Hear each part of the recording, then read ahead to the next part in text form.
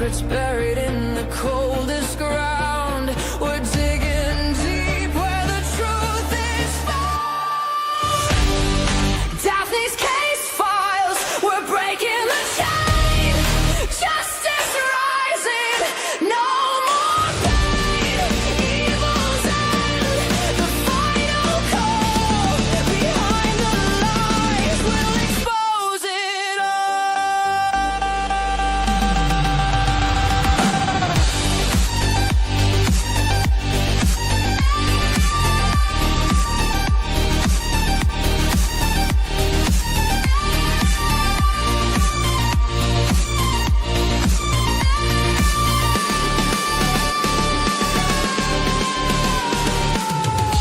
Whispers echo in the darkened halls. Faint confessions on the paper walls. Every victim deserves their say.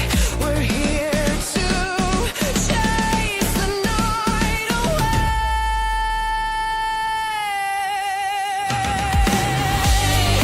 Daphne's case files, we're breaking the chain. Justice rising, no more pain. Evil's end, the final call. Behind the lies, we'll expose it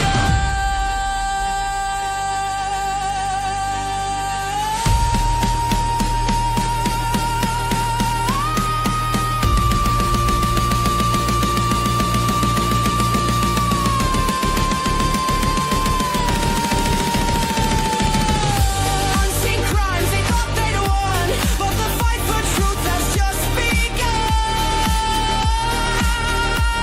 Every clue, every trace, bringing evil face to face.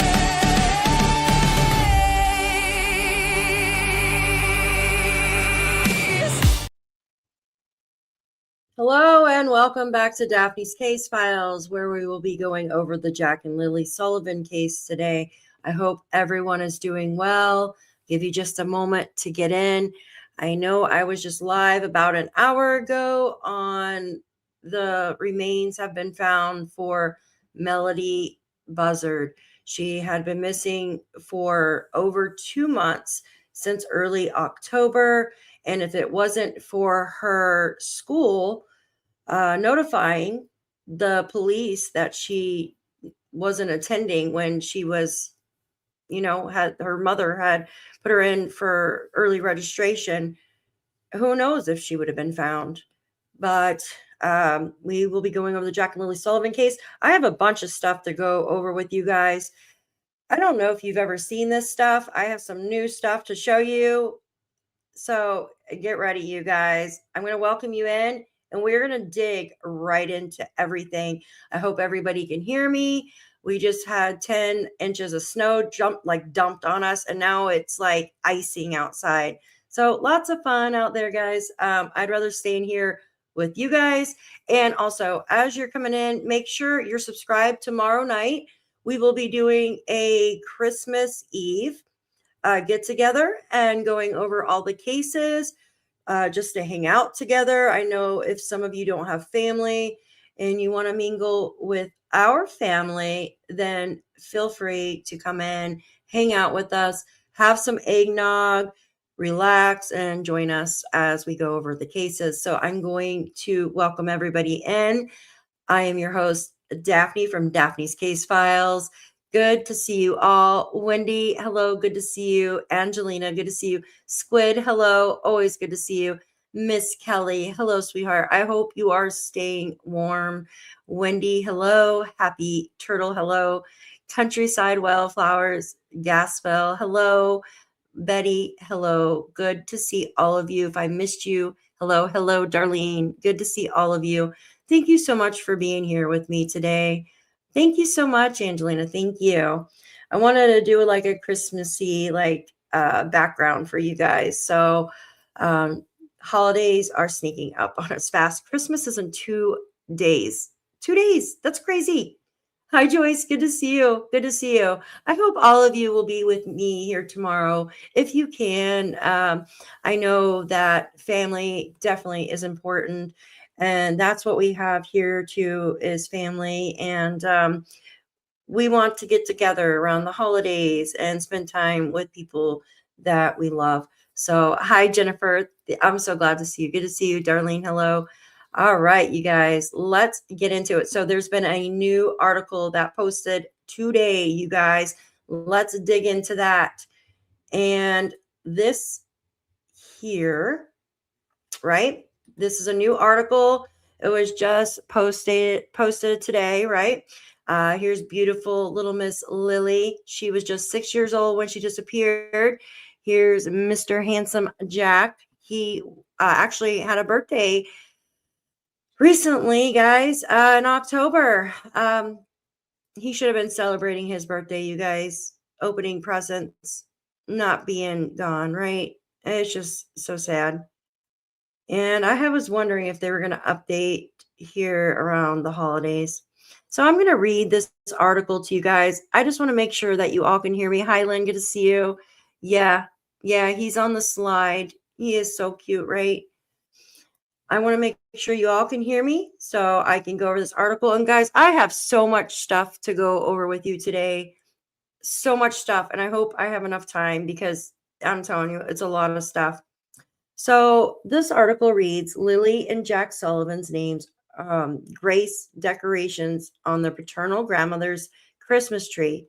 But Belinda Gray is under no illusion the children are still alive. Lily, 6, and her 4-year-old brother Jack were first reported missing from their home in rural northeastern Nova Scotia by their mother, Malaya Brooks Murray, at 10:01 a.m. on May 2nd. Brooks Murray told police she believed the two children had wandered away from their home in Landsdowne Station. Police started looking for the missing kids less than half an hour later. Not even, right? Because they were called at 10:01. They showed up at 10:27. So that was fast, right? Because they were nearby. They were nearby doing another search and rescue, you guys. It goes on to say, but largest searches this province has ever seen has been fruitless. Take a minute to let that sink in. One of the largest searches. Thanks, Cal. I appreciate you. Hi, Blue Jay and Maggie. Good to see you. Oh, I'm sorry you have the flu bug, girl. Take some garlic vitamins. I swear by them. They will kill the flu bug and you will feel so much better. I promise. I promise. They help build your immune system. So just let that sink in.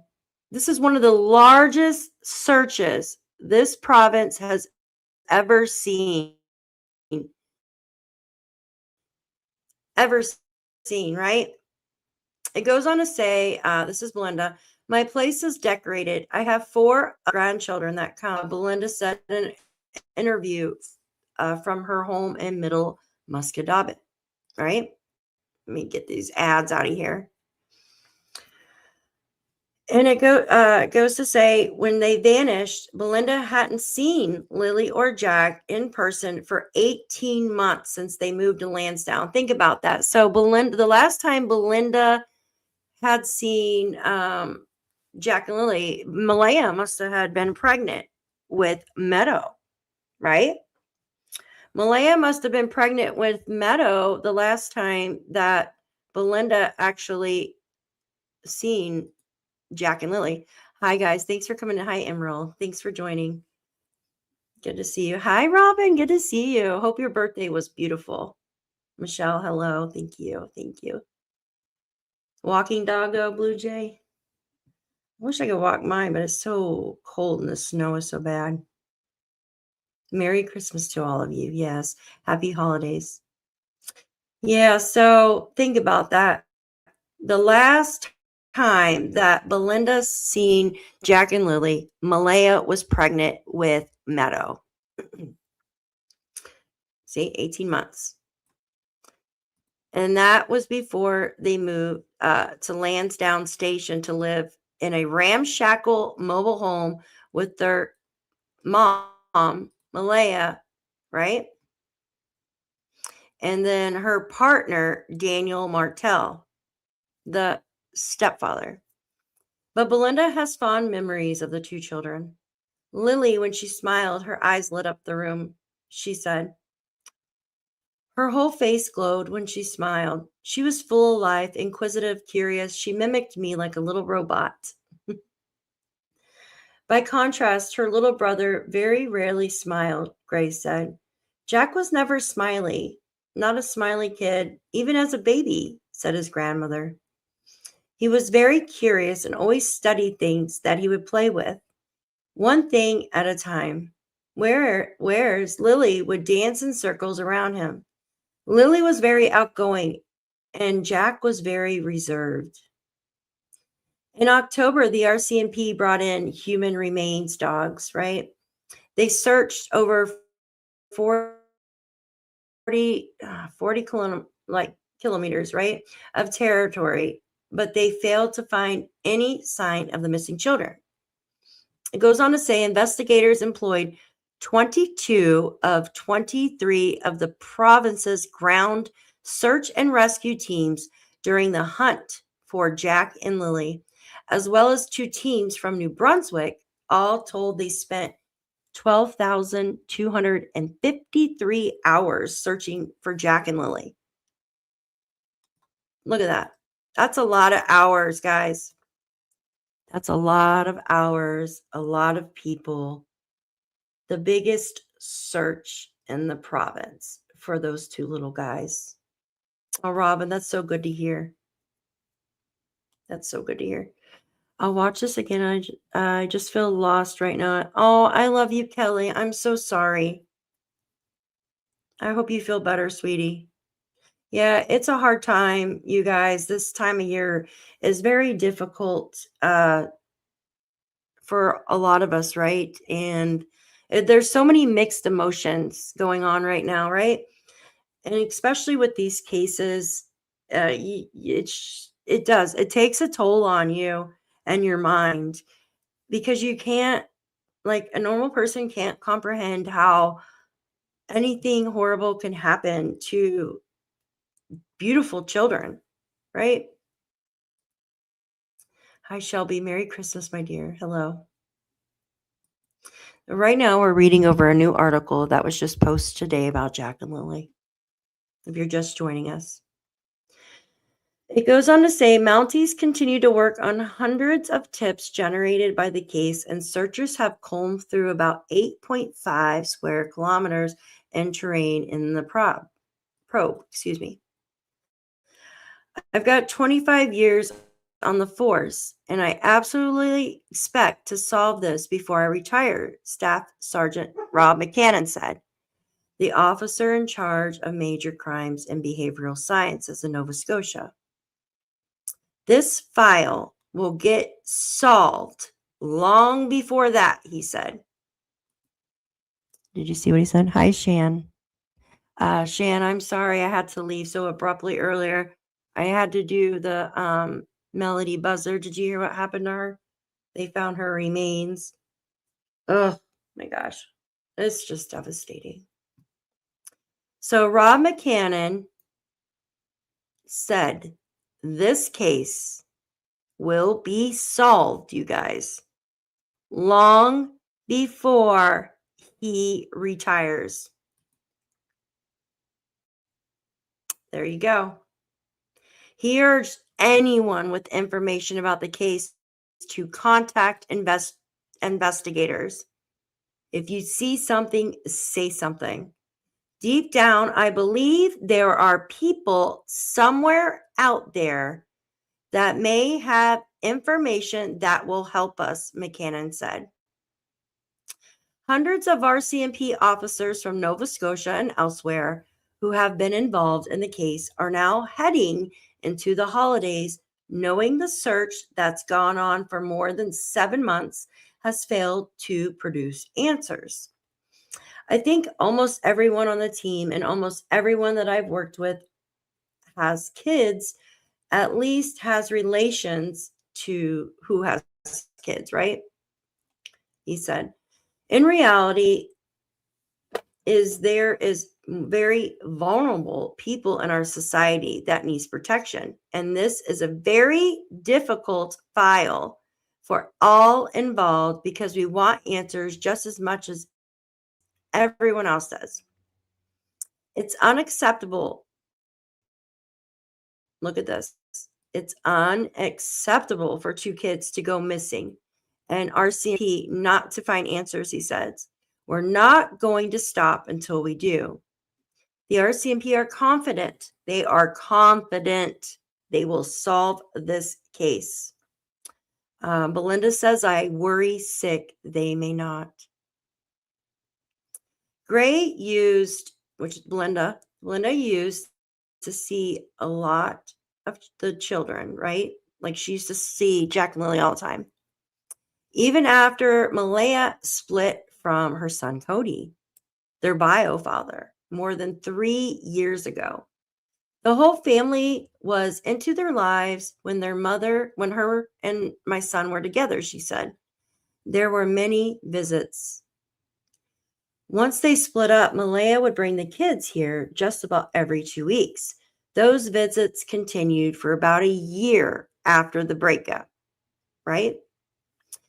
And on one of the last visits, she stated that she had met somebody.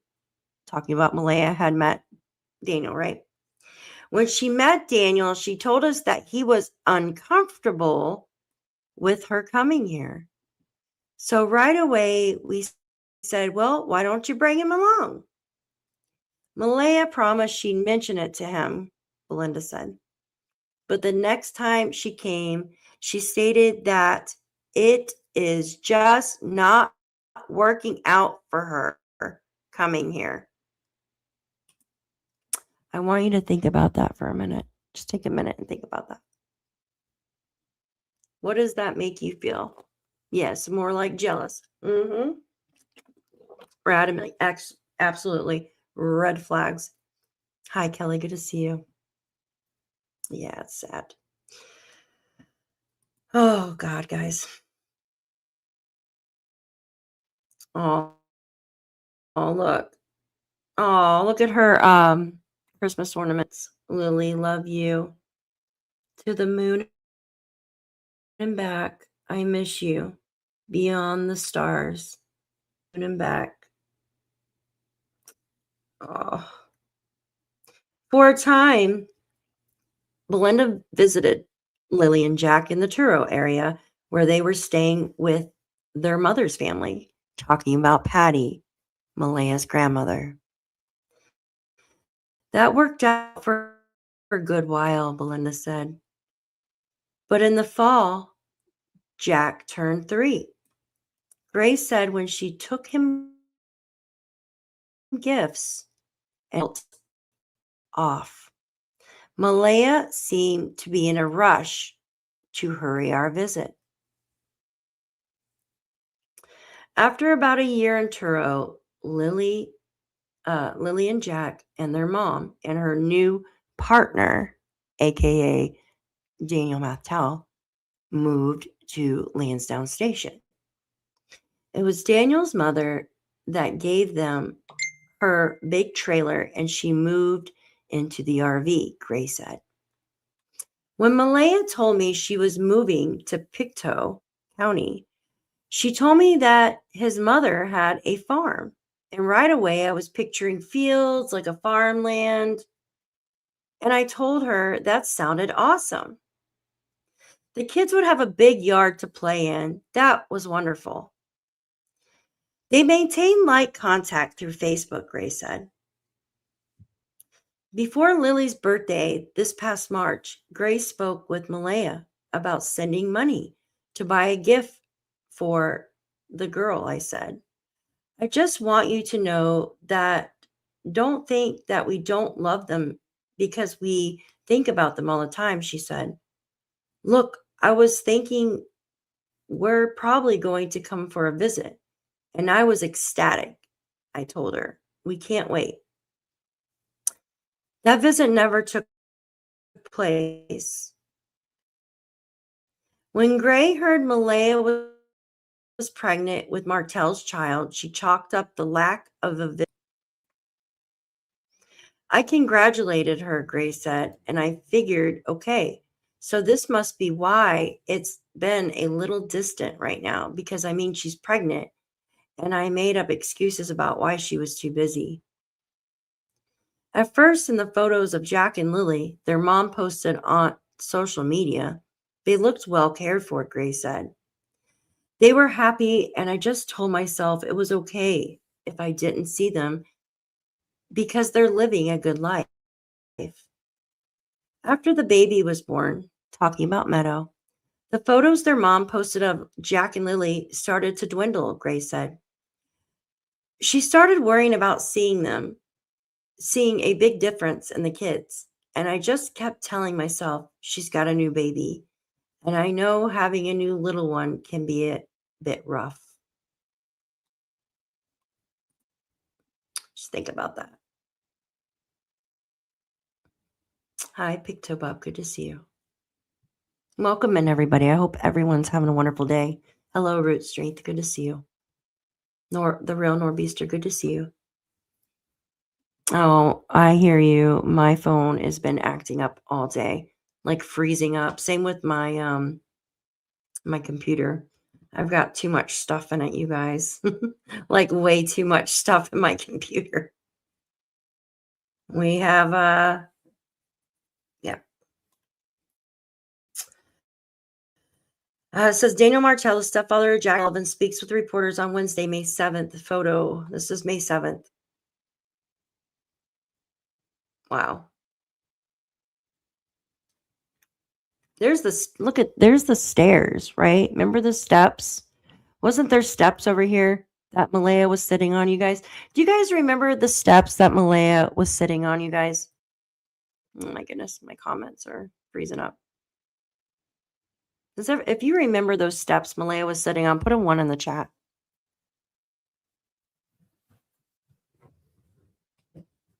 Do we freeze up again? Hold on one second, guys. There we go. Let me see if the chat is working. It froze up on me. You remember? Yeah, I thought they were the old back steps. I don't know. There's steps there. You remember the steps? Yeah. Thank you, guys. Thank you.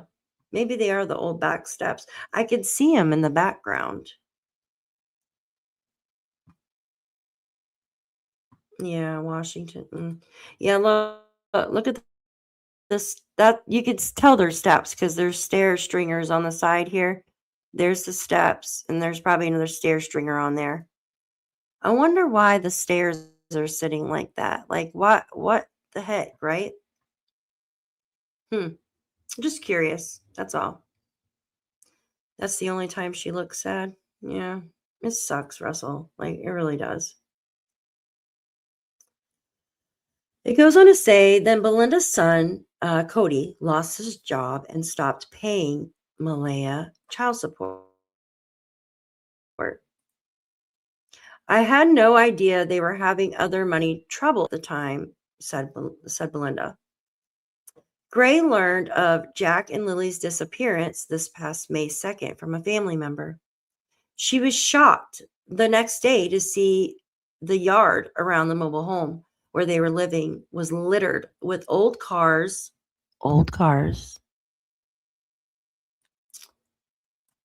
and junked appliances.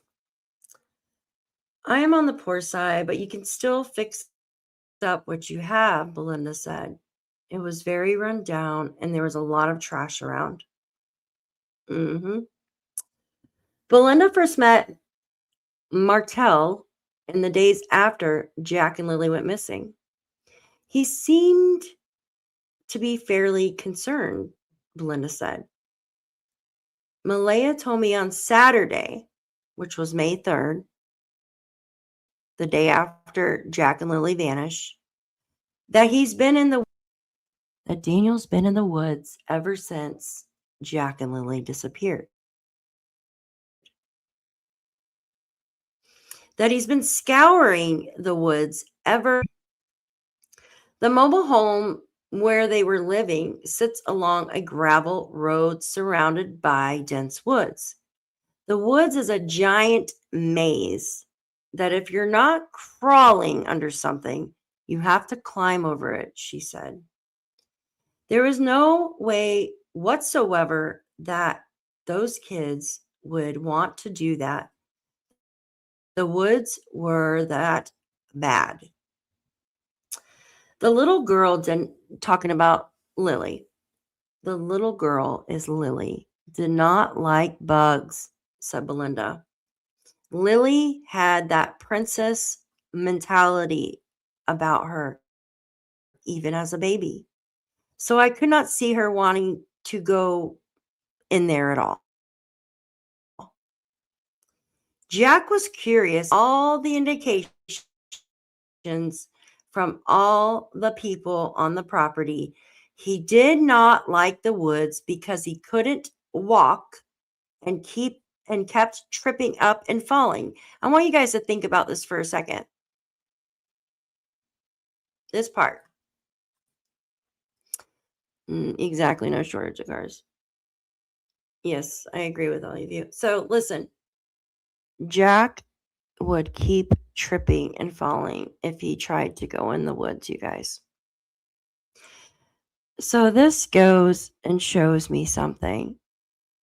If they went through those dense woods, there would be more than a cluster of footprints on the pipeline.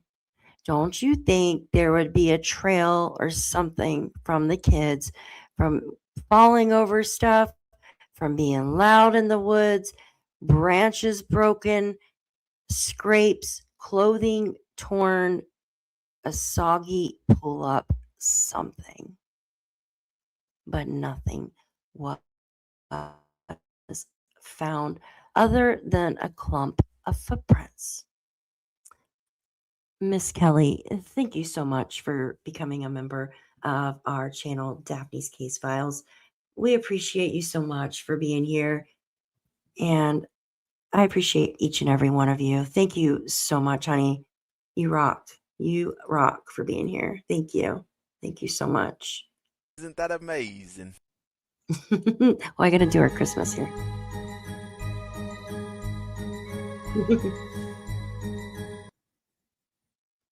Thank you, Kelly. Thank you so much. Hi, Shy. Good to see you. Yes, so there would be something, you guys. There would be something. Absolutely. Yep. No way that they walk off. Absolutely. And Lily did not like that stuff. She didn't like going and getting dirty and stuff. Remember? I can just imagine Lily, guys. Like when she get her little hands dirty, she'd be like, "Oh gosh, my daughter was like that. She did not like her hands dirty and stuff like me. I do not like my hands dirty. Like I have to wash my hands constantly or put sanitizer or something on them." So I can imagine, Lily going outside and she gets dirty. Like even Janie said that she would go in and change her clothes all the time. So why the hell would they go through the woods when it's muddy, when it's raining, when it's cold, right? It doesn't make sense. And then not to have any kind of trail, broken branch, scraped skin, torn clothing, an area where a child would fall, would leave some type of print on the ground, whether it be grass or dirt, sand, or anything, right? And if they fell on rock, they would most likely scrape their knee or hands or something that would leave behind DNA for the dogs to catch a scent from. Sorry. Only way those kids went in the woods if someone was leading them. Yeah. Or carrying or something. Absolutely. Absolutely. The article goes on to say, so that tells me the kids would not go into the woods. Belinda has her theories about what happened to Lily and Jack. Now she's looking for evidence about what was going on in their lives before Jack and Lily vanished. I know Daniel's family is all pushing that the children were taken.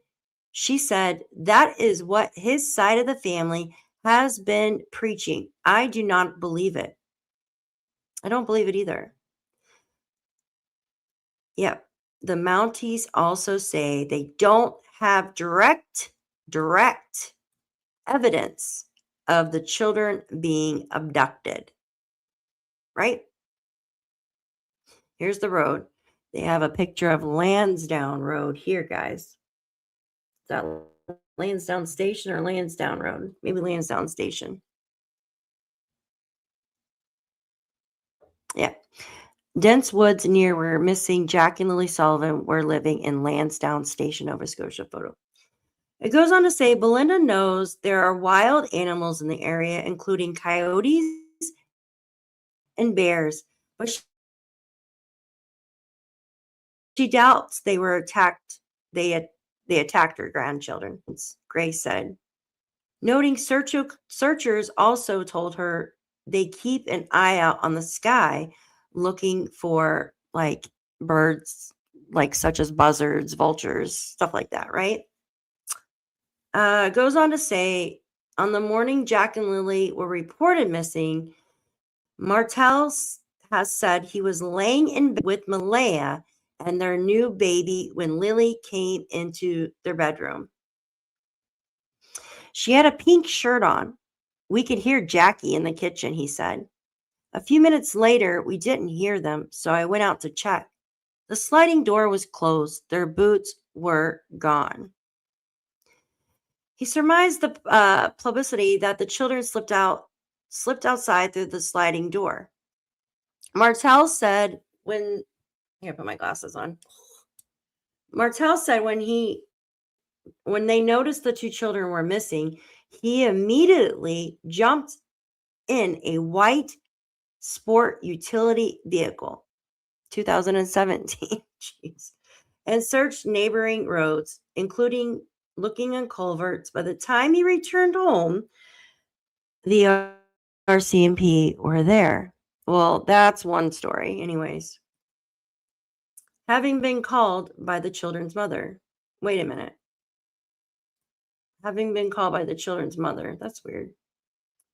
On the weekend after they vanished, Malaya told CTV that Jack and Lilly were not typically the type of children who would go outside on their own.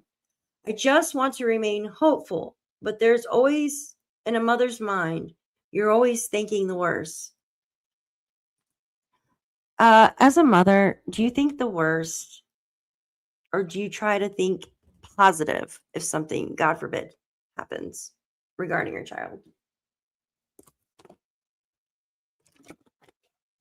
I mean, I know you have like God forbid something happens to your child, like you'll have those, you know what I mean? Like I worry about my kids, but then I tell myself everything's fine. I'm just overthinking, right?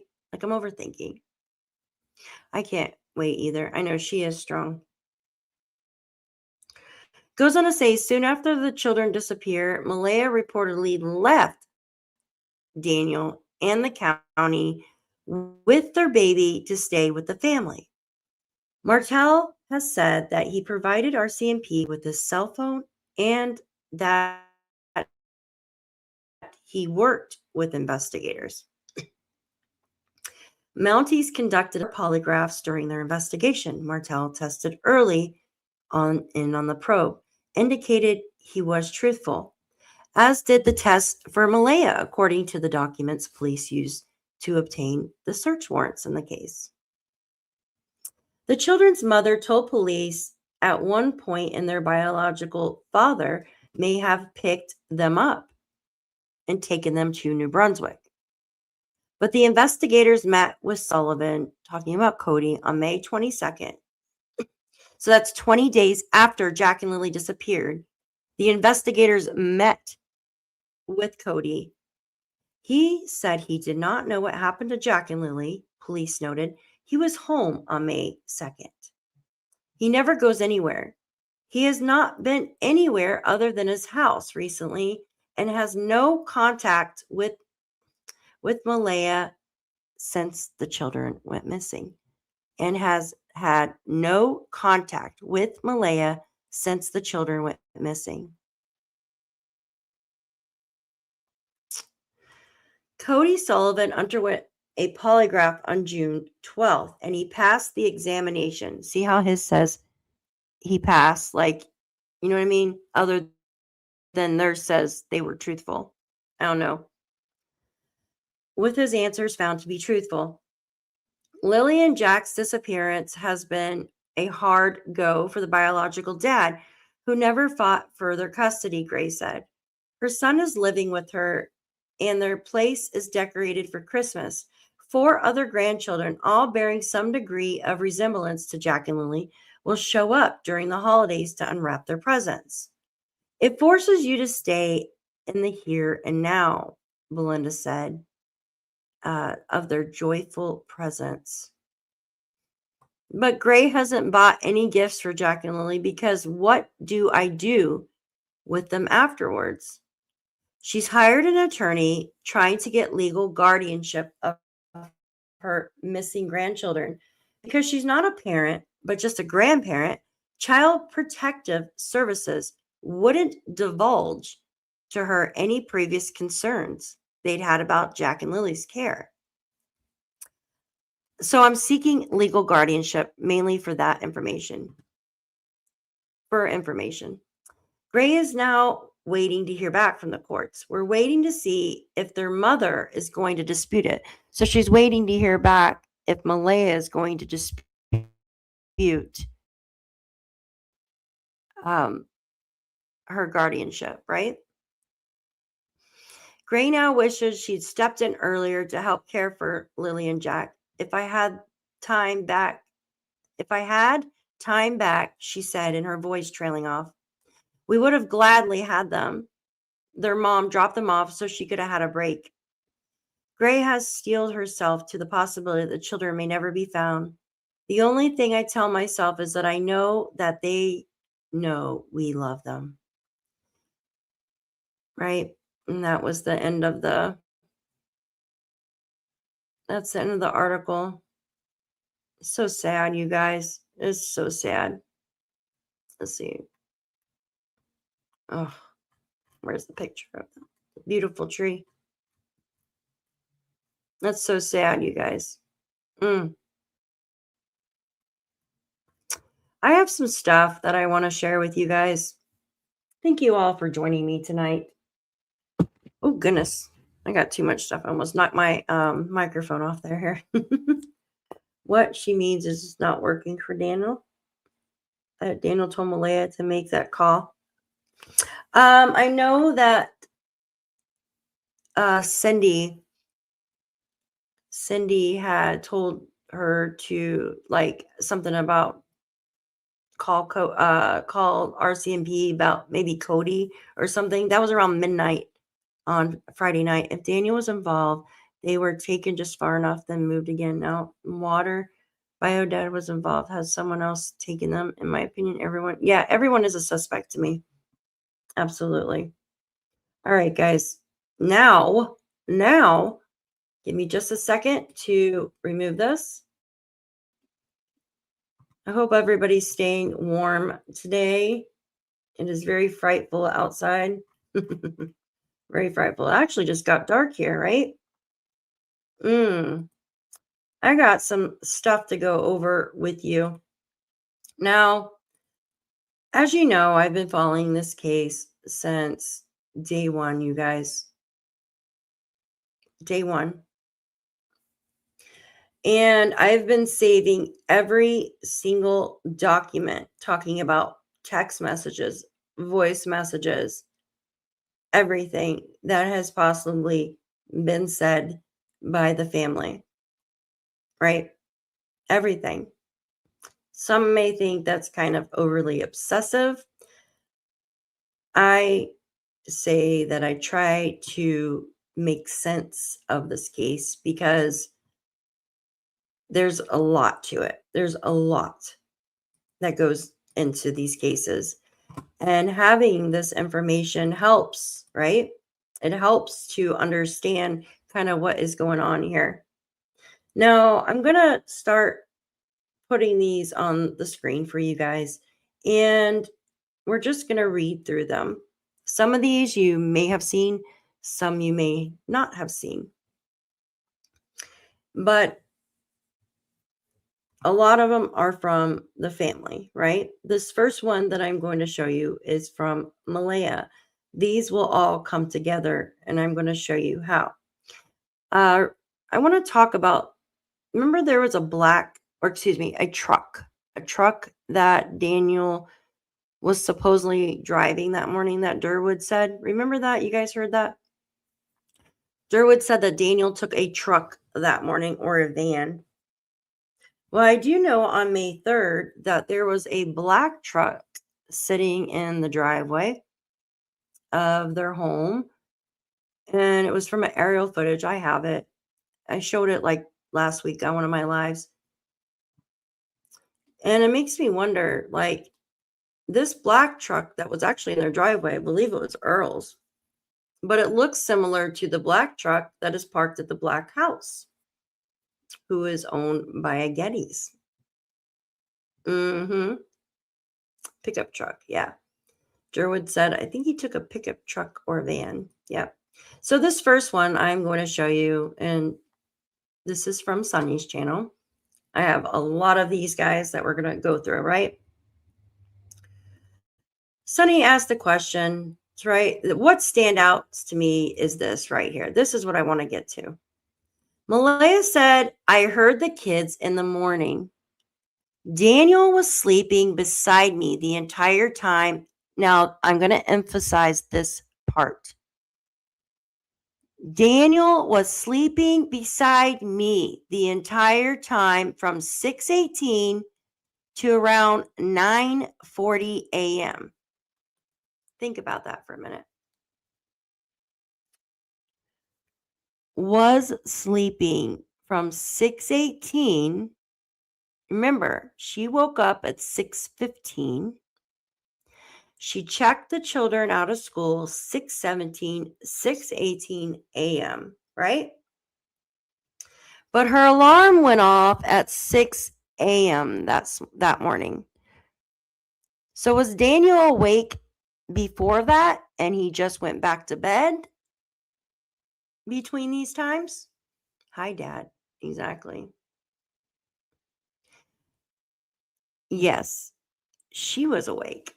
And in my opinion, it sounds like he was awake, but was sleeping between 6:18 to around 9:40 a.m.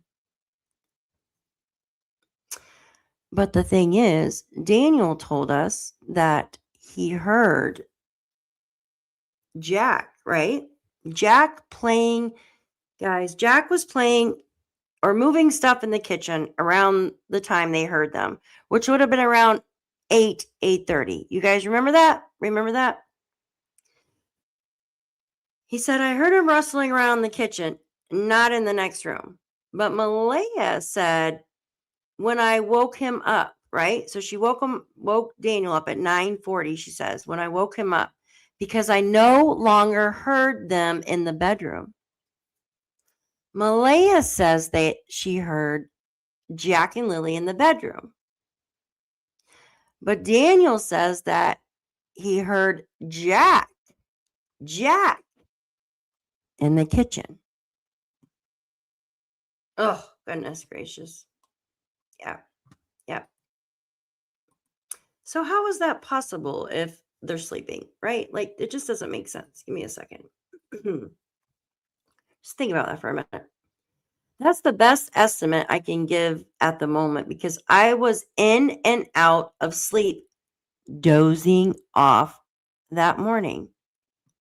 Then I called the police at 10:01. Their bedroom is next to us. I wasn't aware that they went outside, as Janie said. So was Daniel just sleeping from 6:18 a.m. to around 9:40? Because you remember, guys, we have the 8:28 call, right? Hi, Melinda. Good to see you. Hello, Angel Wings. Hi, guys. Welcome in. I appreciate you guys. Thank you for being here. If you guys could please hit that thumbs up for me, I'd appreciate you. Thank you. So I find that quite odd, as she says he was sleeping between 6:18 and 9:40, right? What do we have go on in between those times? 8:28, there was a missed call to Cindy's phone from Malaya, right? 6 o'clock, her alarm went off, right? And then 6:15, it went off again, talking about Malaya. Malaya, 2 minutes right there, 2 minutes. Within those 2 minutes, she's on her phone. She checks Jack and Lilly out of school using an app on her phone, which she has proven. She has proven she used this app on her phone. But what I don't understand is, why would Daniel tell Belinda, right? Why would Daniel tell Belinda that, like, she, you know what I mean? He got the confirmation that she checked Jack and Lilly out of school.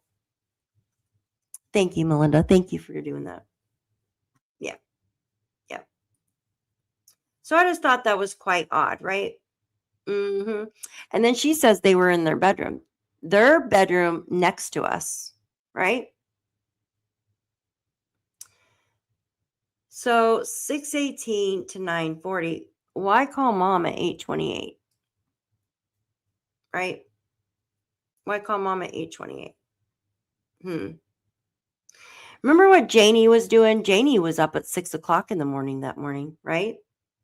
Her brother, like, she missed a call or text from Ron at like 6:10 or something in the morning. Remember that? So from what we know, from what this says, right? We know for a fact Janie has said with her own mouth that she was up at 6 o'clock in the morning. We know that Malaya was up at 6:15 in the morning. Now, was Daniel up at this time? If those two are up, but Daniel's sleeping? It's quite odd. But it says Daniel was sleeping between those time slots, right? Hi, Arrow. Good to see you. Good to see you. Yeah, it's a school messenger system. Absolutely. Could have, Robin. Absolutely. Could have. All right, give me 1 second. Let me grab this one. Now, we've all heard that in the beginning, we were told that we heard that, you know what I mean? We heard from Durwood and Belinda that Janie heard a woman shush the kids. First, it was Malaya that we heard shush the kids. That was a story we were told, right?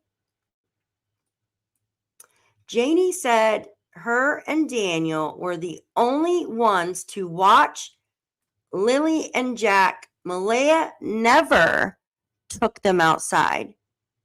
So she heard them, and Malaya shh them, but never thought that was unusual or suspect. Hi, Wolfie. Good to see you. Okay, Robin. Thank you, hon. So she never thought that was unusual or suspect. Wouldn't you look to see if you heard a woman shushing the kids or anybody shushing the kids? I don't know. I would. All right, give me just a second. All right. There's some more. I want to read these to you. Right? All right. This is Daniel. Malaya's time of 10 a.m. is false. We can leave it at that, which we know is correct. Hello, Deanna. Good to see you, nurse. Hello, everyone. Welcome in. Well, it actually isn't false because Malaya showed us the actual screenshot, guys. She showed us the screenshot of basically of that, right? At the time of the 911 call, guys. So we know that's true. We know it's true now because the RCMP have actually came out and said, right? They said that they got called at 10-1. If you remember in the beginning, it was kind of hush-hush on what time 911 was called. I don't know why. It was very hush-hush with the RCMP too. They said it was around 10, but they never actually came out and said the exact time. I don't know if they needed to like keep that hush hush for their investigation or what. Maybe. I don't know. Let's see. So it goes on to say, she refers to me as her partner. Is weird too. I think Daniel was in shock when Malaya left, not just because she left, but because she changed her status to single, because she wants nothing to do with him. Yeah, I think so too, you guys. I think so too. She never does wording like that. I love her more than anything. That will never change. I'm waiting for that last chance to relive our first date over waterfalls and a walk on Big Island Beach with the Daniel you first met. She will know what that means. I think we all know what that means, Daniel. I honestly think we all know what that means, right? Yeah. Malaya asked me when noticed the kids were gone, should I call the police? He says the effing kids are gone. What else should you do? She was calling 911 when you were yelling at her, probably. Check this out. Now I want to read this to you because it's something that has changed. My mom was napping and came outside because she heard me yelling that morning for the kids. Remember, we were told by Janie that she dozed off. Remember when she heard Daniel yelling for Jack and Lilly and she kept saying, well, I thought he was just yelling for Jack and Lilly because Jack likes to get into my chicken's coop, but I already let them out. But wouldn't Daniel be yelling for Jack, not both of them, right? I see that. Oh, it could be, Deanna. Could be. Or the one closer by where they fish.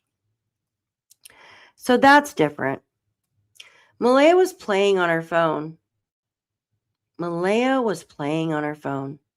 Mom came out and said Malaya had a look of worry in her eyes. That mom was home. Wouldn't you know that your mom was home if the chickens were out? Can someone please answer me this? If the chickens were already out in their run and you come out of the sliding door, which is right next to the chicken's run, so you have a clear view of seeing the chickens right there, right? Chickens are right there as soon as you come out the sliding door. Wouldn't you put two and two together that your mom is home? Also, Daniel, you came in at 8:30 that night with Jack and Lilly. You know what I mean? I don't understand how you guys didn't know Janie was not home. Right? She didn't go on a date with some guy, right? And she usually goes to town, right? So wouldn't you expect the chickens to still be up in their coop? I don't know. That just doesn't make sense. Why didn't Janie go to town that day? Out of all days, Janie didn't go to town. Why? Why didn't she go to town, you guys? Someone please help me out here.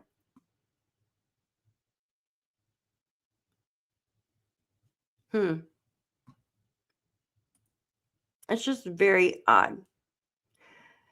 It goes on to say she never yelled once the kid's name trying to find them. Mom said it was odd the way she acted.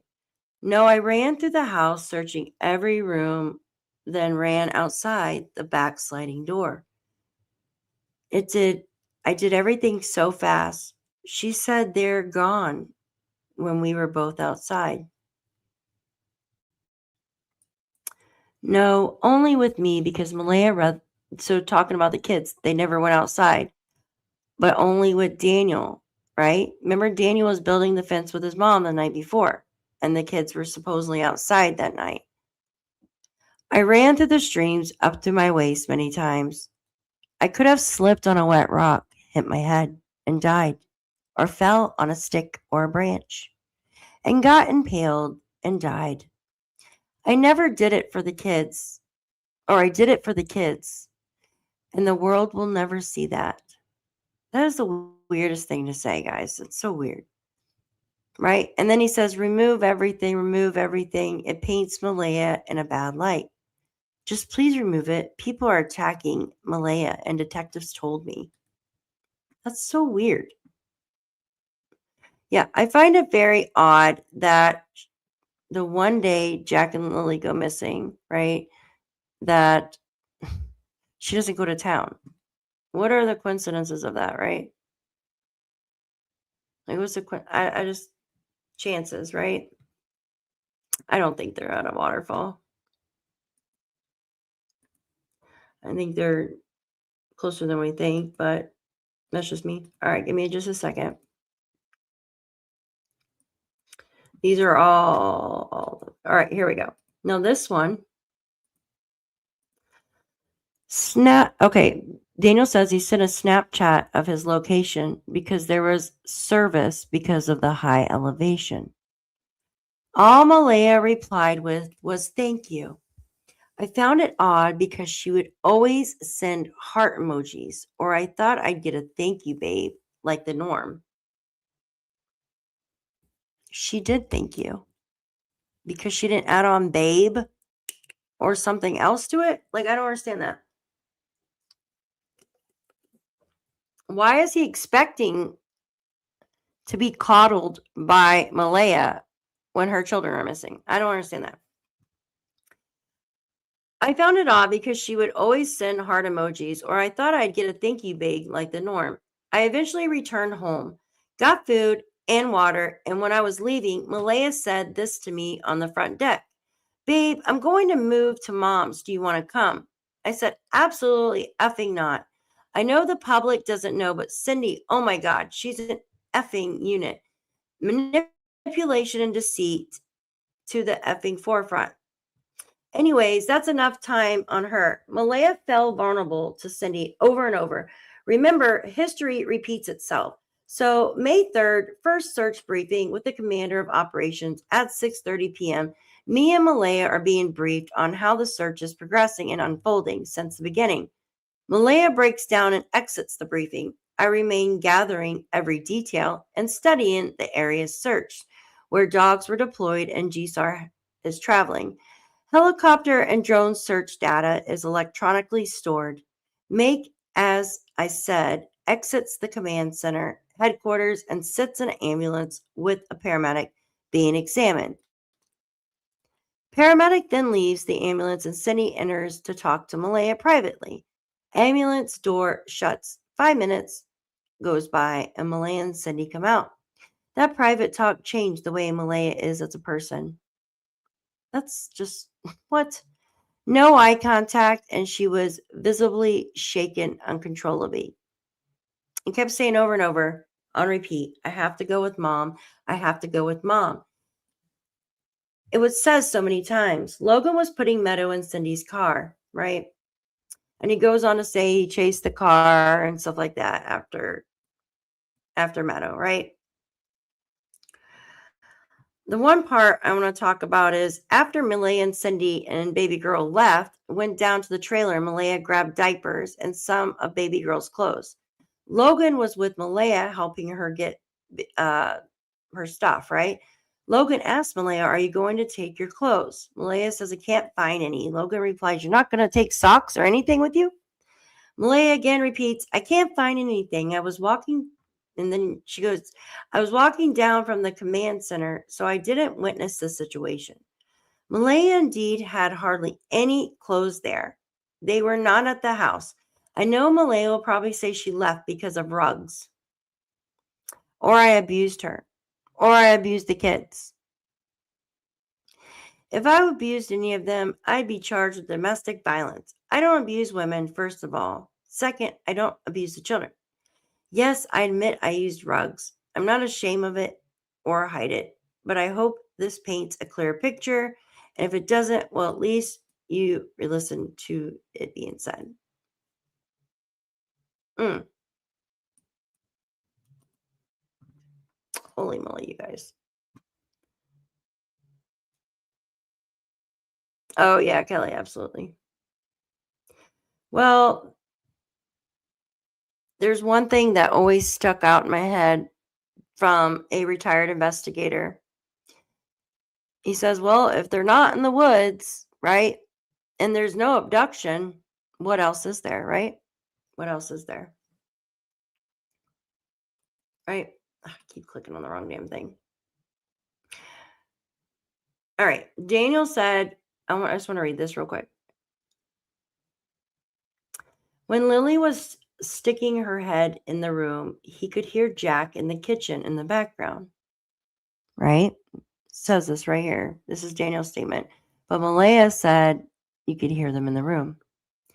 Daniel said he did not see him, but he was usually like clumsy and stuff like that, loud and clumsy. So it was easy to hear him. They like to eat and snack all the time and sometimes stash food away. Daniel says when he went out to look for the kids in the house and realized they weren't there, he went back into his bedroom to get dressed before going outside to look for them. Daniel confirmed the kids could not go out the front door because he had jammed a wrench or a bolt in there to make sure the door didn't open.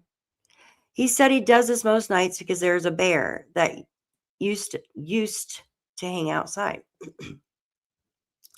That morning, he had to rip a door open to get out, and the metal piece fell on the floor.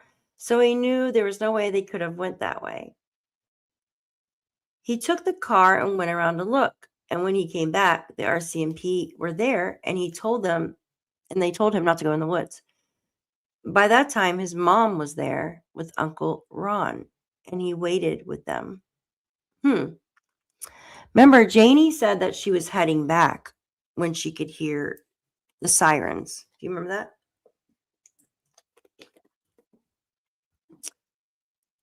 But Uncle Ron had went to the store and to take his mom to an appointment or something too, I think, or maybe to town or something like that. There was a time when he was looking in the woods, he thought he heard a scream that sounded like Jack and Lilly.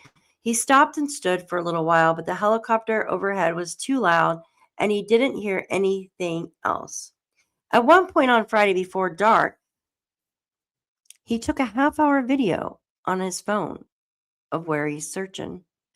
It was a steep part of the hill, and he does not think Jack and Lilly could have gone that way. He was using a flashlight on his phone to try and see in culverts, but he didn't see anything in the water.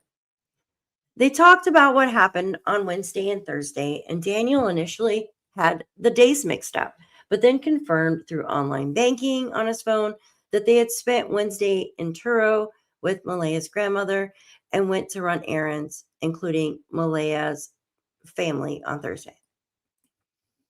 In addition to what he provided in his previous statements, he said the following about Thursday. Daniel said he had Facebook messages from Malaya around 12:07. She was talking about McDonald's toys. He said he might have been out in the yard playing with Jack and Lilly when she sent those messages. Remember at 12:11 on Thursday, right? They left. So at 12:11 p.m. on Thursday, they left to go to the Dollarama and all that, guys, right? So 4 minutes prior, he was playing in the yard with them. That's weird. Hi, Karen. Thank you. I appreciate that. Thank you. I just thought that was weird. Remember, Janie said that she dozed off after hearing Daniel scream for Jack and Lilly. Do you guys remember that? Janie says, I dozed off. I thought Jack was letting my chickens out, but I had already let my chickens out, right? And then she didn't say what really woke her up when she found Malaya out there standing with Meadow on her right hip, right? Anyways, this is Daniel. It says, my mom was napping and came outside because she heard me yelling that morning for the kids. Malaya was playing on her phone, right? Mom came out and she said Malaya had a look of worry in her eyes. That mom was home. No tears. No tears. She wasn't scared the kids were gone. Just a look of worry, like she got caught for something. Right? Here's another one. We woke up. Didn't hear the kids, proceeded from the bedroom to the kitchen. I looked into the living room. No kids. I ran down to check under their beds, ran to the kitchen, got my shoes, proceeded outside of the backyard, went around the fence. I thought he jumped over the fence for some reason. I don't know. Maybe. She asked me if she should call 911 while she's calling 911. I ran up to the kids' cabins to check, and when I was screaming for the kids on my way back down, that's when Mom came out of the RV. Well, you said in this previous one, Mom was already out because she heard you screaming, right? I thought Mom came out because she heard you screaming. I didn't know she came out after you were in the woods. I don't know. Maybe she heard him screaming when he was all the way in the woods. Right? Oh, where am I at? I was screaming for the kids on my way back down. That's when Mom came out of the RV and confronted Malaya. Malaya, what's up? Malaya turned around and said the kids are missing. Mom said how long? 20 minutes. So about 3 minutes to get outside, right? Then about 4 minutes to get up to the kids' cabins and circle down behind the RV. But Mom confronted her when I was halfway down. How do you know that? How do you know your mom confronted her when you were halfway down? You were in the woods. With her 20 minutes, she said, we have a time around 9:35 to 9:45. After I got back down from the cabins, Malaya was standing in the same position holding Meadow. I ran into the house and did the Landsdowne road. I'd never seen the blanket in the tree, by the way. Going out to the railway tracks on that road, turning and going back down, doing Landsdowne Station Road, following it back to the 289 and finishing the trip by going up the trail beside the house, the right of the RV, if facing the driveway. I met Mom at the top of the hill when driving back. How do you meet your mom at the top of the hill when she's on the opposite side? It just makes no sense. The road can only be accessed further by ATV or four-wheel drive truck, talking about the old road behind the house. But remember, he told DT that he parked by the marsh because the RCMP were walking the driveway. And asked her if she was going to come with me. She said, I'll search here because they could have not went far. I returned back to the house. When I got back, RCMP were walking down the driveway to see Malaya, right? It's like two different things here. It took 12 minutes for the RCMP to arrive, right? So how did he meet Mom on the old road if she went one way and he went the other? Right? I don't know, guys. I don't know. It's hi, Salty. Good to see you. It's all so much jibber jabber, in my opinion. It's just so much. All right, guys. Here's some questions for you. If they were just going to play, why did Daniel Martell change what Lilly used her backpack for, right? Remember, he says that she only used her backpack for sleeping, right? In the beginning, it was used for her play bag because she wanted one like his daughter used to play with for treasure hunting, camping, etc. Now it's an overnight bag she takes to Cindy's, right? So why did the backpack change? That's the question I have. Another one, Daniel claims he didn't know his mom was there that Friday morning, as she always goes to town with her brother every Friday. Not this Friday. Neither Daniel nor Malaya checked with Janie or her RV when they ran out to search for Jack and Lilly, right? When they said they were only missing for 20 minutes. Both Daniel and Malaya said they had the instincts to call 911, right? Daniel's earlier interviews, he said Malaya asked him if she should call 911. And when he said, wait a minute, and ran back to the cabins where they were, their cabins in the woods, right? And then Malaya didn't ask for an ambulance until her mom told her about one in the case they were abducted, right? Then it goes to say scent dogs only found their trace in the driveway. Only trace in the driveway, you guys. Yeah, there has to be. Yeah, it's just has to be. I gotta take a drink, guys. A lot of reading here. A lot of reading here. It goes on to say, Janie says she heard Lilly and Jack playing outside, but dogs didn't find their scent in the yard. Only in the driveway. Both Malaya and Daniel claim they woke up because they heard silence, but they know Jack and Lilly slipped out the sliding door and were outside playing, but they didn't know that because virtually the door is quiet, right? The sliding door is silent. Janie said she knows they came out of it, but she didn't see Jack or Lilly come out of that door. Janie hears everything and her dog barks at the kids outside and always lets her know when someone is in the yard. But not that day, you guys, not that day. Recently, Janie denies saying she was raking Thursday night, May 1st. But her July TV interview, she says she was raking Thursday night for a pool.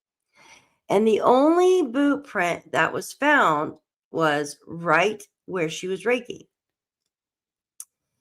Daniel claims he never searched the area where the blanket or boot print clusters were found, not even to this day. Why not? Why? Why not? If those are the only two areas, why not search them? Janie and Daniel both put themselves up in that area the first 2 days of the search for Lilly and Jack, so why lie? RCMP states they do not believe the kids are in the woods and have no evidence to support there was an abduction. So what else is there? What else is there, guys? If there's no abduction and they're not in the woods, what else is there, you guys? Hi, Cool Scavenger. Good to see you. Yeah, I think four-wheeler too. How do we know that DM never searched there? He admitted to it. He admitted to it. These questions were done a few weeks back, but he admitted to not searching that area. He says he hasn't searched that area. He doesn't think they're in the woods.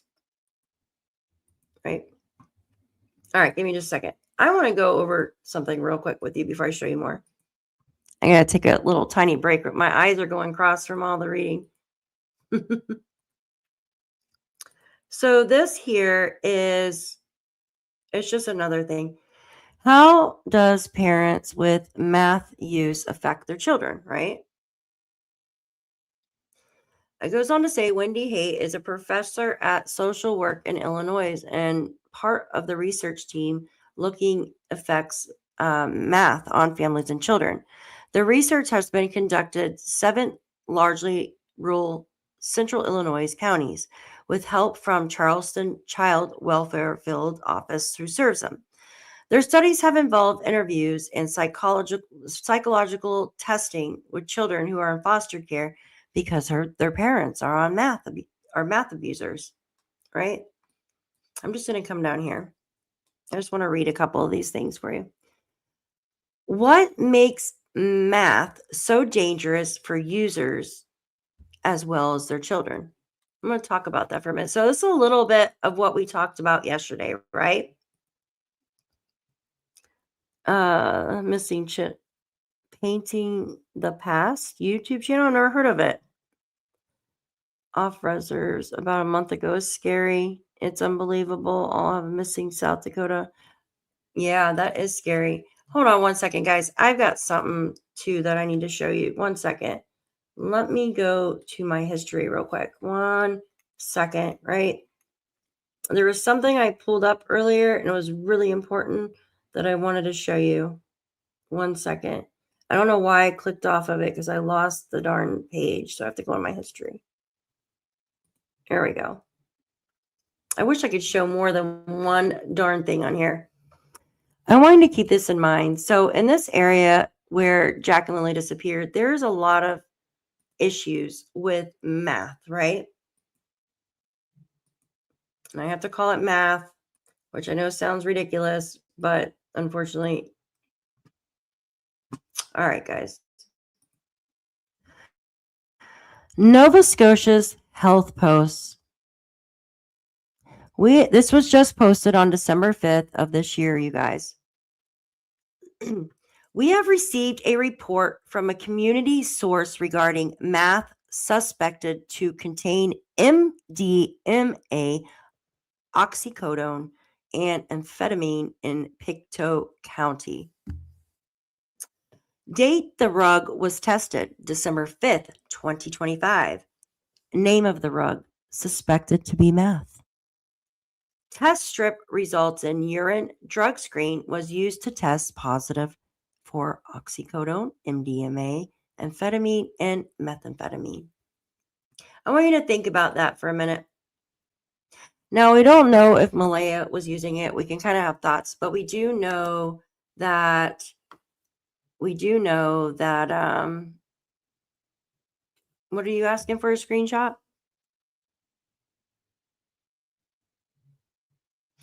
I have it actually, Kelly, if you give me a minute, I actually have her saying that. I actually have that screenshot. Guys, I can back up all my shit with receipts. If I say it's a fact, I can back it up with receipts. I can. I want you to think about that for a minute. This is what's going on in PICTOU County. We know for a fact that one parent was using this reported rug, right? This is the type that is going around in this county where Jack and Lilly went missing. Date it was tested, Friday, December 5th, 2025. Name a drug, right? Suspected to be meth. Test strips, urine rug screening was used to test sample positive for oxycodone, MDMA, amphetamine, and methamphetamine, right? How to stay safe. Let someone know. It goes on, tells you, and it says do not use, blah, blah, blah, blah. Start with a very small amount. These rugs are stronger than what people may expect or may. What? That's so crazy. So if people are using it, they're telling people have naloxone ready, right? If they overdose, right? Avoid mixing them. Combining opioids, benzo, all of them, right? Risk for overdose or death, right? I'm going to come down here. This is what it looks like. So we know one parent was actually doing this in the house, and this is the type that is going around there. That's crazy. This is the actual type that is going around in this county right now, is mixed with all of these other rugs. Right? Like I said, yes, it is a pandemic everywhere, right? Right? But this is the actual type that is going around there right now. It's mixed with other shit. That's what I'm saying. Right? So when you combine all this together, it makes you really whacked out. Do you think 2 children should be in a home with someone that has this in their system that's using that? No. Absolutely not. Right? Could two children have accidentally got into a bag or something like that laying around? Maybe. Maybe thinking it was like little crystals or something. Sugar, maybe? Just speculating there. Salt? Who knows? Could have been on the counter in the bathroom. Yeah, they cut it with stuff. Yesterday we were reading how if it's just pure, they cut it with like all sorts of shit. It's crazy. But do you think it's good that we only know of one parent doing it, but in my opinion, if one's doing, the other one's doing it. I think it's good that children are home with this shit in it. I mean, it's ridiculous, right? You guys, right? It's just disgusting. All right, give me a second. What were you looking for? Janie and her raking. If you give me a minute, let me get this off the screen before YouTube has a freaking cow. Let me see 1 second.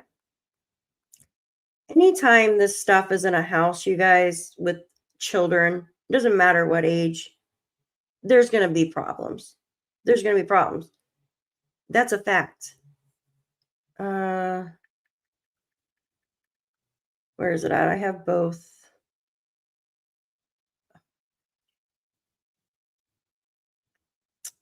Where is it at? Oh, Lord. Hold on. Raking. Hold on 1 second. I thought I sent it to I've got so many of these things, guys. I have like everything in here.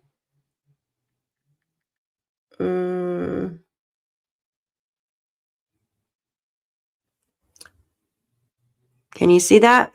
No?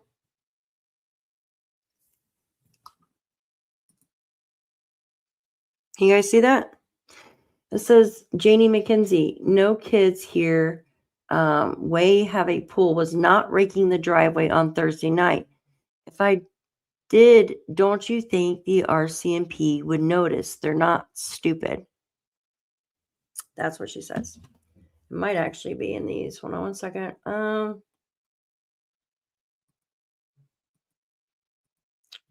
Is this the one I just read? Yes. Hold on 1 second. Where's the other one at? Okay. Did I do the one where we heard Belinda hearing the shushing?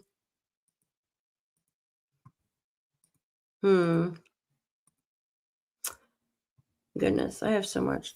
I got it. Thank you. I got it, American Justice. Yeah, thank you. I got both of them too, like back to back. I think I have it in my email. I appreciate you. I might have it in these. Let me. Belinda said Janie said Daniel were the only ones to watch Jack and Lilly, which we heard that, right?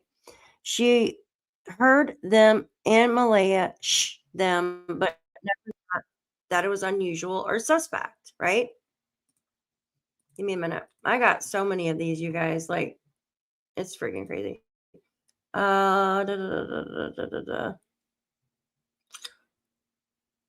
Okay. This is the one from.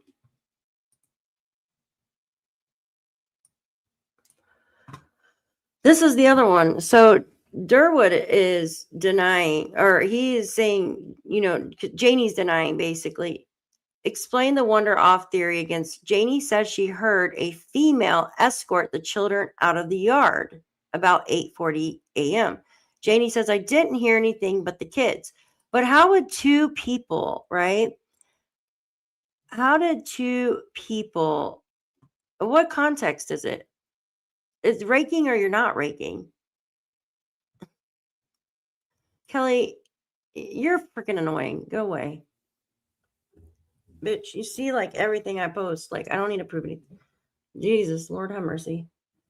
Go kick rocks. I don't have time for you. Right? So you see that if you're raking the freaking ground, that's stupid. I'm sorry. It's stupid, right? And why would two adults, right? You have Durwood, and he says that he's saying what he's been told, right? Why would he freaking lie about something like that? And Belinda also, right? Belinda even said that Janie told her that she heard someone shushing. So why are we changing it now? I don't understand. Why are we changing this? It is so aggravating. I don't understand. Like the story just keeps like, I'm going to say devolving. It's not even evolving into, it's gross. Here's some. Malaya tried throwing me under the bus now. Leaked messages from her. She's backed into a corner now. Her and her mother did it. I believe it with 99% accuracy. But yet he goes on to the news and says that, no, we didn't do anything. Oh, wait. And there's the car. There's one of the car. I don't know. I'm not dealing with that. I'm not even dealing with it. Unless I got proof of something, I got receipts of something, I got receipts of something. I've got it somewhere in my box of crazy. Seriously. So that is one of the vehicles Daniel sold. Look, it says it needs a muffler, head gasket, musker. Or the car had a new head gasket kit, including timing kit, a clutch kit put in, has approximately 16K ago. For features, it has a sunroof, heated seats, heated front windshield, tinted windows, right? It will need new rockers done on both sides, and exhaust will need some work.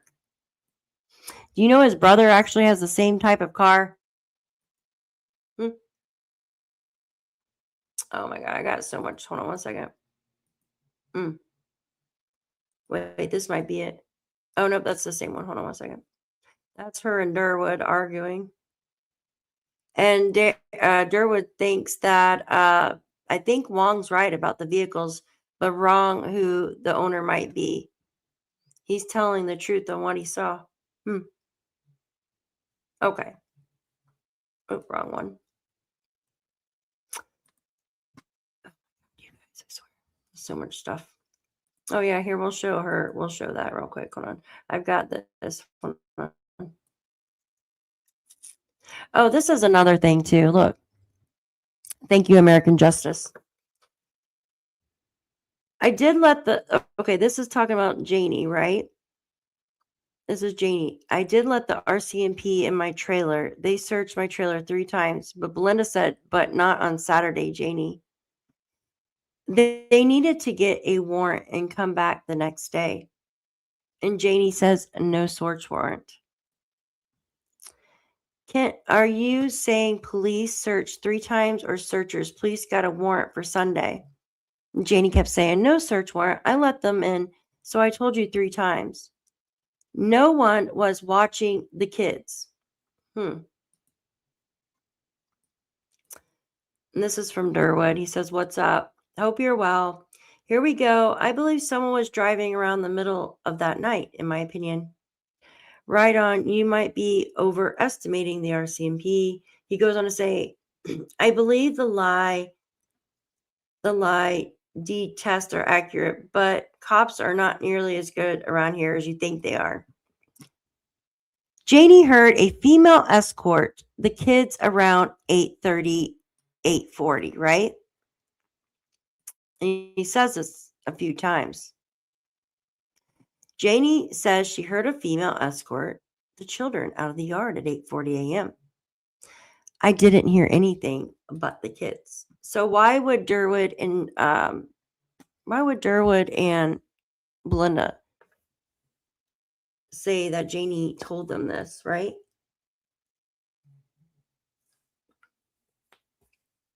Oh, thank you, Mallory. Yes, I did a live a few hours earlier on that. Thank you.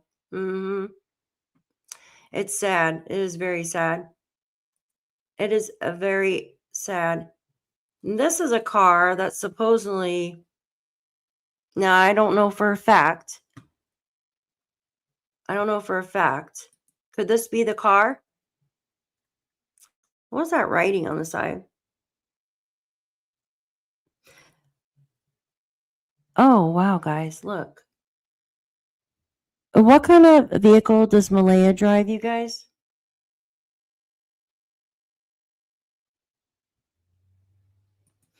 Does Malaya drive a white Nissan Pathfinder? This vehicle in the reflection looks like a white Nissan Pathfinder. Do you see that?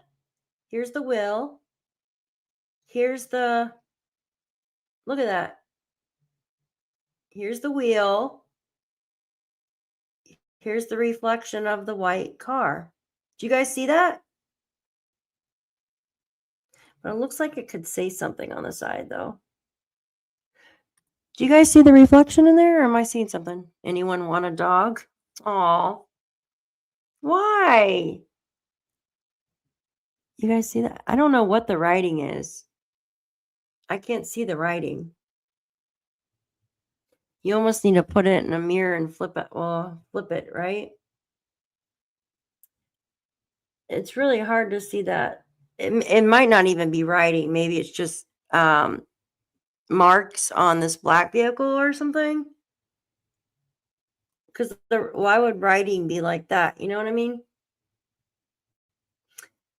But it does look like a Pathfinder or something, right? You got the wheel well here, the tire. And look here. Look right here. It looks like these are ramps of some sort. Like this vehicle's being towed or some type of vehicle's being towed. You see the ramps here? These are ramps. You could tell like this is higher than the car. Like this would be used to drive up on that ramp. Oh my gosh, your dogs ran away on you again? Thank you, Angel. Thank you. Yeah, I'm gonna take this picture and see if I can play around with the coloring and stuff to see if I can make it. Oh, do you have huskies? They like to run. Thank you, Melinda. Thank you. I'm not sure. I heard this is the black Kia Rio, but I could be wrong, right? But it looks like a white Nissan Pathfinder sitting next to it, or a white Jeep of some sort. It's so see, that's the handle to the black car, but you got the front here. Here's the hood. I mean, of course, it's going to look distorted a little bit because it's a reflection, right? Reflections are never perfect. So it's going to look distorted a little bit. But you have, look, you have the window here. You know what, guys? Let me see something real quick. Is that a cop car? Hold on. That might be a cop SUV, guys. Look. Look at the top of it. You know how cops have that big. Hold on. Looks like something here. I'm going to have to definitely blow that up and. Oh, Jen, thank you. Thank you. French Mastiff. Oh my goodness. French Mastiff mixed with a Staff Terrier. Oh. Oh, Envision. Yes. It just went through us. Girl. Oh my God. We got 10 inches of snow. 10 inches of snow. I don't know how much you're getting, but and it's wet, heavy snow too. That parking the car next door doesn't work either. Yeah, I heard that this is the Rio, but you know what? It kind of looks like it's a police SUV, but it's hard to make out. I would have to put this into a like a photo system where I can play around with the colors and stuff. We got a storm moving in. Cloudy, might be storming all the way. Oh, 74 where Mallory is. We're all coming to visit you. Oh, I'm sorry, Blue Jay. That sucks. Oh, some dogs just like to run. Yeah, they're very active. My German Shepherd is very active, like until about 7:30 at night, and then she turns into a big baby. All right. Well, we've all seen these, right? Did I start? Okay. These are the little things from Durwood, right? Well, I just wanted to let you know that it was Janie herself that told me she heard who she was sure thing. It was Malaya shushing the children and then escorting him out. She told me this part at least 6 times. I made her tell me over and over and over to be sure. Daniel was there when she said this as well, like, right? And Janie also told Belinda Gray this when I hooked them up on the phone call. So one of us is lying now. I know who, right? Obviously we know who. And it says Daniel wouldn't even come out of the trailer. I believe most of Daniel's family knows what happened. And Malaya knows exactly where the kids are. And as of now, I'm done with all of them. Too many liars, including Daniel, he says. Oh. This is the one, right? Here, give me 1 second. I'm going to pull it up. Give me 1 second. I'm going to pull that up. American Justice does a great freaking job, guys, with her stuff. She works hard and like gets all these things together, documents together. That's the one I have, right? 1030. I have 1030 up there, right? I want to make sure I have that one on there. Hold on. Thank you, my dear. You are awesome. All right, here we go. All right. Give me a second, and I'm going to show you where she contradicts herself, right? Let's see. We'll just read Janie's stuff, right?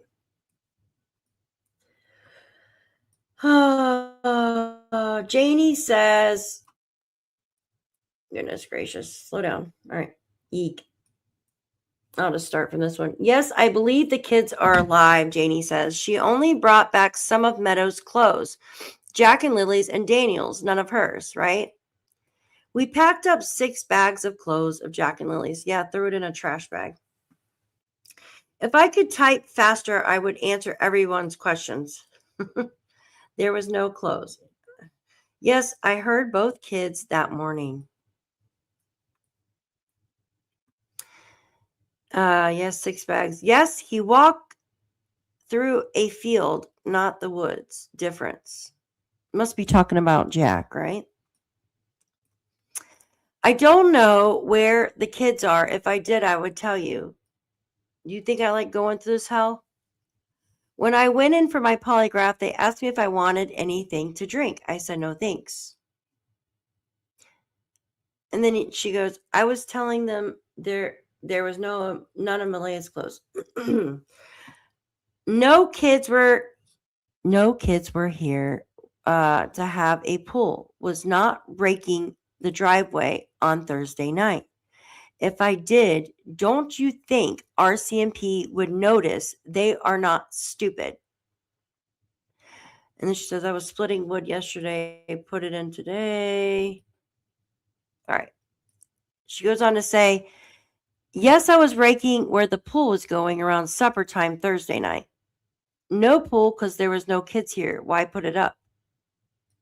But you just said no kids here. They have that's not even English. Was not raking the driveway on Thursday night. If I did, don't you think RCMP would notice? They are not stupid. But she argues that the pool is not in the driveway. It was going in front of the RV. That is the friggin' driveway.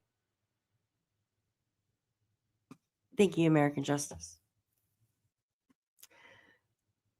I think what she's doing is she's arguing the fact that I'm going to show you. This is just craziness, right, guys? Give me a second. Hold on. It drives me freaking insane. Give me 1 second real quick. We're going to pull up the picture, right? We're just going to pull it up because there's no freaking way, dude. There's no way. Oh, shit. What time is my other live? I have so much more shit to show you guys. This is crazy. All right. 1 second. What? Come on, work for me. People post the weirdest things on here. All right. Where is it at? Right here. I don't know which picture would be better. All right. No one messaged me on Facebook because it'll pop up. All right. Check this out. Look at this. So she said she wasn't raking the driveway. But oh my God, dude. Right? Like this just does not make friggin' sense. Right? Okay. Check this out. It's not in the driveway. It was going in front of the RV, Janie says, right? Guys, this is the freaking driveway. She was actually putting it here, right? This is the driveway, guys. What else would this be? This is a driveway. That is a driveway, you guys. So why is she trying to say that's not a driveway now? I don't understand that. Right? What else do you call it, Robin? What else would you call that? I don't understand. It was going in front of the RV. That's the freaking driveway.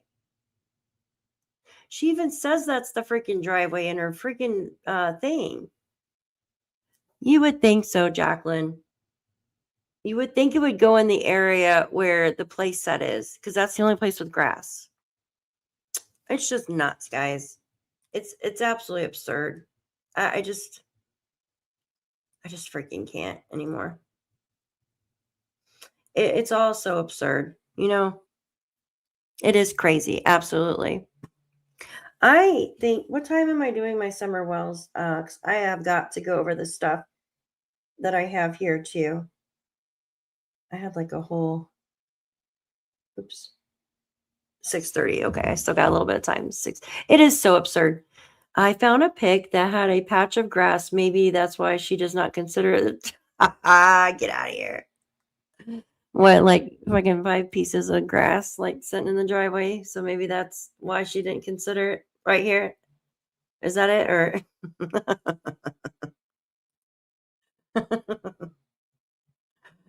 oh man. That little piece of grass right there. That is the freaking driveway, isn't it? Look. Yeah. Yeah, they had freaking cars all freaking parked up in here. That is the driveway. Is she saying that's not? Oh man. Janie got a response for that. I don't know, man. This is just nuts, you guys. Here, can I play something for you real quick? I made a ton of videos back in the day, right? And I forgot about them. I have a few more minutes I have to show you. If I can find it. Hold on 1 second. It just makes my brain hurt. Like seriously, it makes my brain hurt. When I do history or playlist? Playlist, right? Playlist. Watch later. I think it's under watch later. Who is this? Why do these people keep popping up for? No, I don't want to watch them. I want my own playlist. 1 second, guys. It just take me just a second. My internet is super duper slow. I don't know what's wrong with it. All right, let me get rid of that. No, don't do that. That's not it. Oh my God, my face in there. Jeez. Sorry, guys. I'm trying to pull this up. It's taking forever. Come on, please work for me. No, go away. I don't want to see that. I don't understand why my computer is being so freaking slow. All right, go back. Go back. Sorry, guys. I'm trying to fix this. I hate this when it takes forever. Let's see. Oh, yeah, he's doing one too. Let's see here. Wait, is that my history? No, hold on. I'm crazy. All right, here we go. Is this it? Goodness gracious. Maybe this is it. Okay, I think I found it. Let me remove that.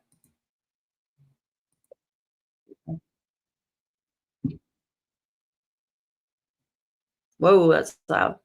Okay, let me share this with you. I just wanted you to see these videos real quick. They're ones I made like a long time ago. Excuse the sound in some of these guys.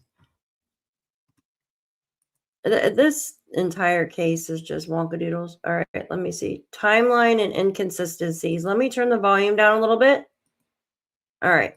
Gray, the bio grandmother for Jack and Lilly. All right, let's rewind it. There we go. Hey, internet friends. We are back again with another video for you today. Now, everything in this video is my opinion only. Nothing is taken factual unless it is stated in the actual video as factual. We are going over the Jack and Lilly Sullivan case, the two missing children. As you know, Miss Belinda Gray, the bio grandmother for Jack and Lilly, spoke on a channel called It's a Criming Shame the other night, and I want to go over a few of those clips with you. Make sure to like, share, and subscribe, and leave a comment below. I want to know what you think. And he also told me that Malaya called the school at 6:18. He said he didn't even know the kids were going to be kept home that day. But she called the school at 6:18, and he had that proof on his phone. And I asked him if he gave that to the police. Okay, Malaya supposedly called the school at 6:18. I'm sorry, but that's the stupidest thing to put a freaking pool there, in my opinion. Hi, Donna, good to see you. At first, I thought you had lived there. Lived where? Lived here? But she used Daniel's phone. What Daniel had asked her if he didn't know the kids were going to be home that day, why are you using my phone?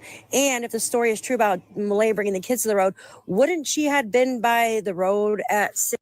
So this is what I want to get at. Why, where did this story come from? Why, you know what I mean? Why, where the hell did the story come from that they were, Malaya was by the road, you guys? What is that even, like, why?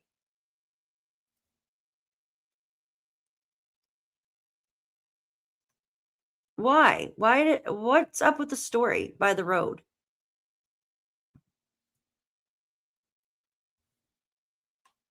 It is a freaking driveway. Like, you don't put a freaking pool there. Okay, think about this, right? I want you guys to picture this. There's a dog there, right? Right? There's a dog that bites the kids, right? It doesn't like Lily. This is my whole freaking point. Right? Where's the dang picture at? Oh, and then there's cars there's actually. Right. Well, here, let me get a better picture real quick. Oh, come on. Give me a second. Where'd the picture go? Her fence, right? She said she was putting a pool. Let me get a good picture of the area. All right, here we go. Janie says that, God dang, stupid thing. All right. Janie says that she was putting a pool right in front of the fence, right? Right in front of the fence. Yes, it's a driveway. Maybe nobody parks there, but there's oil spots there. You can see them. The dog comes out in the fence. I know that for a fact because she said that she lets her dog out in the fence area here, right? The green area, this area, the doggy comes out in this fence. But yes, she's going to put a pool here, right? She's going to dig for a pool or whatever, rake or shovel or whatever, okay? When the dog does not like Lily's screaming. What is that? I thought that was the dog for a minute. I was like, what the heck? When the dog doesn't like Lily screaming, Janie said that the dog has tried to bite her before, right? Has tried to bite her. So why would you put a pool there knowingly that your dog is aggravated by the kids, right? She says the kids were scared of the dog, right? Right? The kids were scared of the dog. So why on earth would you put a freaking pool there where the dog is close by to aggravate the shit out of the dog, right? And get almost bit by the dog if the kids get out of the pool and come up to the fence. It just doesn't make sense. That's what I'm trying to say. Right? Wouldn't you put the pool on the grass? Now, I've never seen a freaking pool there. I thought it was just a kiddie pool, like a little plastic freaking pool. But wouldn't you put the pool in the area where the kids actually play? Where they actually freaking play, guys? Like, wouldn't you put the pool in this area here? This is their little playground, right? Wouldn't you put it in here? Why the hell would you put it there? This is level ground right here, and it's soft. Do you want rock and stuff poking into, you know what I mean? That's rock and gravel and shit all through there, right? So it just doesn't make sense. Yeah, I think the pool is BS too. You know, Janie loves her dog, and there's nothing wrong with that. Like, I love my freaking dog too.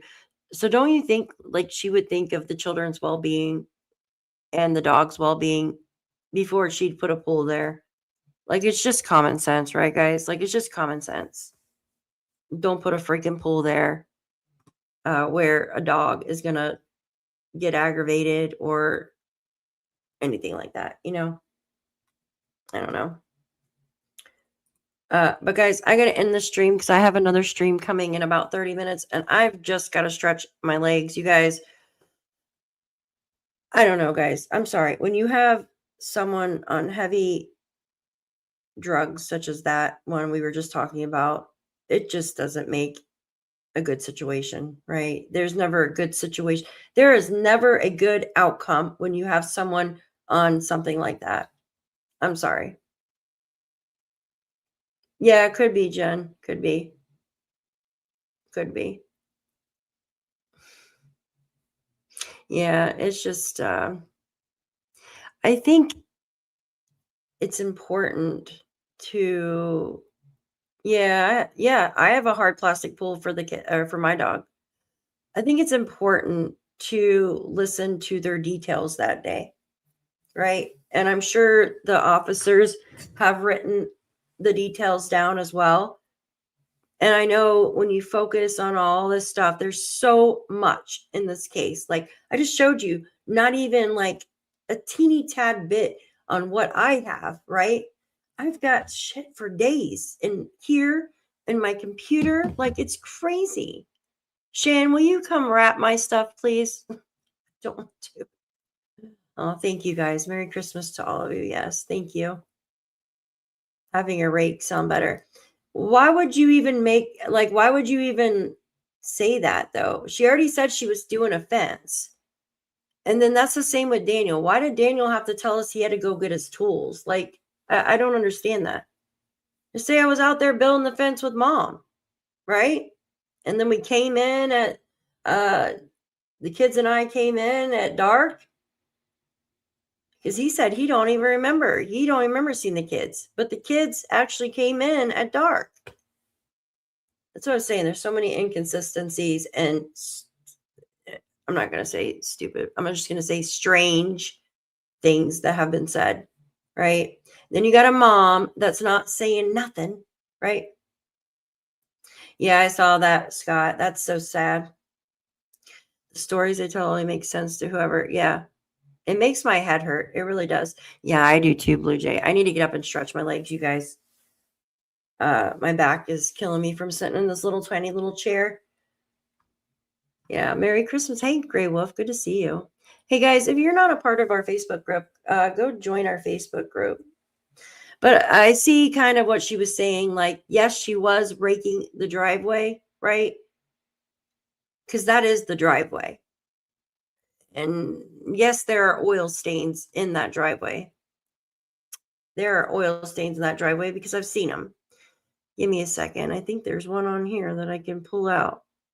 So cars do park there or have parked there in the past because there's oil spot there.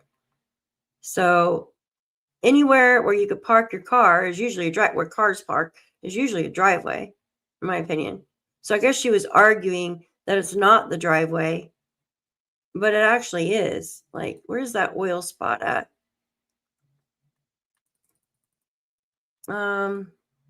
Right there is the oil spot, isn't it? Let me see. Oops. It's hard to make out. This isn't the picture I had before, but right here, like rock and oil stains or something from a car sitting there. I have no idea what the hell that is. Maybe grass or something. It's hard to make out on drone photos. Yeah, oil does. It stays around for years. Absolutely. Maybe she thinks of that as her front yard. Who freaking knows? Thanks, guys. Bah humbug, you don't celebrate. Well, happy holidays. Could be the weeds. Yeah, I don't know. On a hard surface like that, usually crabgrass will grow, or those stickers. You know what I'm talking about? That I don't know, guys. Like, this looks like oil. This is not green. This is like oil or something has spilt there from a car, maybe, or from just doing whatever the hell they're doing. I don't freaking know. Why don't they plant some type of grass seed or something through here then, if she doesn't want anybody to drive on it, right? Like, you could actually till the ground right there and put some grass seed on there, but I don't know. That's just me. I think they're all guilty of something to some extent, right? It's just nuts. It's absolutely absurd, all of it. But I will be going over the Summer Wells case. I have some messages about the mom that I want to bring up, you guys. It could be paint. It could be. Who knows what they're all doing in there, guys? Like, yeah. Oh, yeah. Who knows what they're all doing? Especially when you have one person that admitted to doing heavy, hard stuff, guys. Yeah. Hard stuff. So, and why I brought that other stuff up earlier, why it's mixed with like the MDA and all that, MDMA and all that stuff. Oh, really, Connie? Is that true? Or you just heard it? That's a shame. That's a shame. It really is. I heard it's hard to get off of. It is a shame, you guys. Yeah. Yeah, it's a shame. It really is. When I'm talking and I say something is a fact, yeah, thank you. When I say something is a fact, then I know it to be a fact, and I have proof of it, right? If I say I'm speculating here, it means I'm just going off of what I have seen or not seen, seen and heard, but putting my own like thoughts on it, right? On what could have happened. Yeah, Bill, that new one, I don't know when you came in here, but there's one in PICTOU County that are mixed with opioids, MDMA, or whatever the hell it is. MDMA. Yeah, there you go. Jeez. And something else. They just did a test on one of them that they keep finding, and it's got a lot of different stuff in there, which makes your brain crazy, right? Like, just like this case, it makes my freaking brain crazy. Yes, I love you guys. Thank you so much for being here. If you want to join me with the Summer Wells case, I'll be over there at 6:30. We'll be going over some new stuff, and I will be going over the interview some more as well that I promised. I just had too much going on yesterday with what happened and stuff, so I had to postpone it till tonight. But yes. Yeah, because we all can't comprehend how do 2 children go missing. And you heard the RCMP. They said this was the largest search in that province that they've ever done, you guys. Thank you, Darlene. Thank you. All right, guys. I love you so much. Come join us tomorrow on our Christmas extravaganza. Come join us tomorrow. Oh, Haley, thank you. Thank you. We are doing a get together tomorrow night. All right. I love you guys. Thank you so much for being here. I appreciate all of you. I'm going to go stretch my legs and I'll be back in less than 30 minutes, you guys. See you soon. Thank you, Robin. Thank you, Jen. Thank you, Haley. Love you guys. See you later. Thank you. Thank you, Shan, if you're in here.